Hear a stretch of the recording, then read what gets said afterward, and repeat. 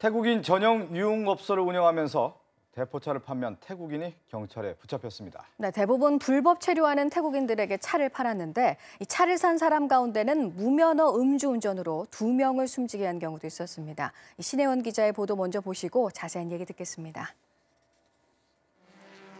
태국인 S씨는 2007년 한국에 건너와 종업원 생활을 시작했습니다. 한때 태국에서 아마추어 레이싱 선수로 뛰었다고 알려진 S씨. 국내에서도 뛰어난 카레이싱 실력을 선보이며 대회 등에 출전했습니다. 하지만 S씨는 이런 경력을 뒤로하고 경기도 화성에서 태국인 전용 유흥업소를 운영했습니다. 그리고는 국내의 태국인들을 상대로 대포차를 팔기 시작했습니다. 지난해 7월부터 최근까지 S씨가 판 대포차는 모두 71대로 유령 회사나 수배자들의 명의를 도용한 차량이었습니다. S씨는 대당 100만 원에서 300만 원가량을 받고 지금까지 모두 1억 원가량을 챙겼습니다. 명의 이전 없이 등록할 수 있다는 점을 태국인들을 상대로 광고를 해가지고 중고차를 일명 대포차로 판매를 한 것입니다. S씨는 불법 체류자나 단기 관광비자로 한국에 머물던 태국인들을 상대로 차를 판매했습니다. 지난해 8월에는 S씨에게서 대포차를 구입한 태국인이 무면허 음주운전을 하다 운전미숙으로 사고가 나 2명이 숨졌습니다. 경찰은 S씨를 구속하고 대포차를 공급한 한국인 중고차 딜러 조모 씨를 쫓고 있습니다. JTBC 신혜원입니다. 이 사건을 취재한 신혜원 기자와 함께 좀 더 자세한 얘기 나눠보겠습니다. 신혜원 기자가 나와 있는데요. 신혜원 기자, 이 태국인 붙잡혔는데 전직을 보니까 카레이싱 선수로서 유명 선수였더군요. 근데 어떻게 이렇게 그 대포차를 판매하게 된 겁니까?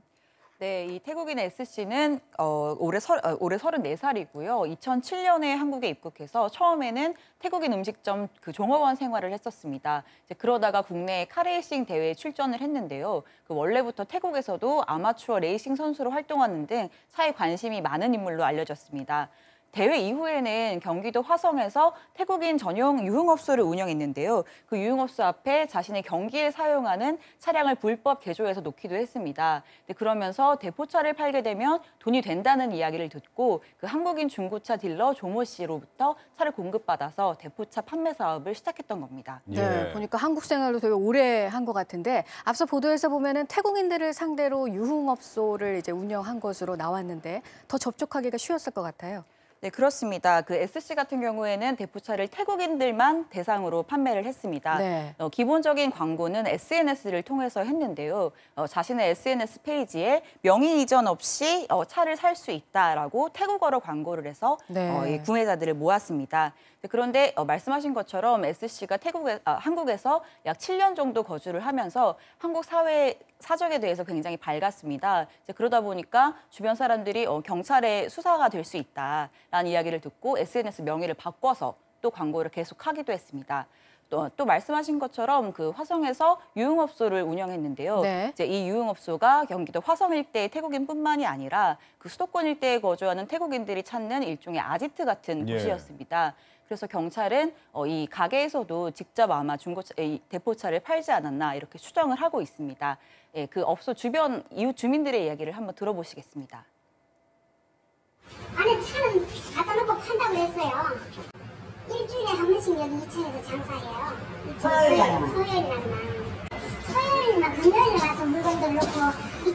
노래방이 있으니까 태국 노래방이니까 갈 데가 없으니까 여기 와서 주말에는 이제 동네방에다 놀고 그러는 거예요. 다 뺐어요. 한 20대 정도. 방금 들으신 것처럼 S씨는 자신의 가게 앞에 대포차들을 전시해놓고 네. 그 SNS 광고를 보고 찾아오거나 아니면 가게를 이용하는 손님들에게 차를 판매한 것으로 보입니다. 대당 약 100만 원에서 300만 원가량을 받았고 현재까지 드러난 차량 대수만 약 71대, 금액으로는 1억 원가량에 이릅니다. 이 돈으로 S씨는 아주 고가의 차량을 운전을 하면서 또 부인과 또 세 자식의 생활비를 댄 것으로 알려졌습니다. 예. 네. 우리가 상식적으로 생각해보면 대포차를 구하고 판단하는 게 좀 쉬운 일은 아닐 것 같은데 누군가의 도움이 있어야 될 것 같아요. 알선책이 있었습니까? 예, 그렇습니다. 말씀하신 것처럼 그 내국인 조력자가 있었는데요. 경기도 부천과 화성 일대에서 중고차 딜러 영업을 하던 조모 씨가 있었습니다. 네. 근데 조 씨가 그 S씨가 화성 일대에서 뭐 카레이싱 대회에도 참가했었고 또 돈이 좀 있다라고 하는 소문이 나자 접근을 해서 같이 이렇게 그 대포차를 취급을 한 게 된 것입니다. 현재 조 씨는 도주한 상황인데 경찰이 뒤를 쫓고 있습니다. 네, 예. 또 대포차의 명의도 필요하잖아요. 이건 또 어떤 식으로 도용을 했나요? 예, 맞습니다. 그 대포차 명의는 대출이 필요하지만 신용 등급이 낮은 사람들의 명의를 도용해서 유령 회사를 차려서 이 명의를 사용했습니다. 확인된 유령 회사의 수만 약 23개고요. 또 일부 차량은 이미 사망하거나 아니면 수배 중인 범죄자 또는 출국해버린 외국인의 명의를 도용하기도 한 것으로 알려졌습니다.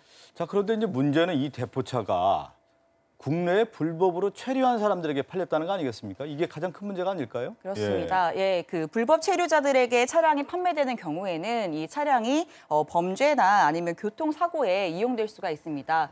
불법 체류자들은 국내에서 일을 하려면 차가 필요한데 이제 자신의 명의로는 구입할 수가 없고 이제 그러다 보니까 S씨의 광고를 보고 접근을 했고요. 이제 그래서 이렇게 뭐 범죄나 아니면 사고가 날 경우에는 쉽게 추적을 할 수 없어서 문제가 네. 되고 있습니다. 네. 네. 이 관련 사건 수사한 경찰의 이야기를 한번 들어보시겠습니다. 이와 같은 불법 체류자나 단기 비자 체류 외국인들이 대포차를 구입해서 어떤 사고를 야기할 경우에 그 가해자를 특정짓기가 상당히 어려운 것이죠. 만일에 교통사고를 내고 도망을 한다면 그 도주자를 찾기가 어렵고요. 무슨 다른 범죄에 연루가 된다 하더라도 그 운행자를 찾기는 상당히 어려운 점이 많습니다. 그래서 더 문제가 되는 것이죠.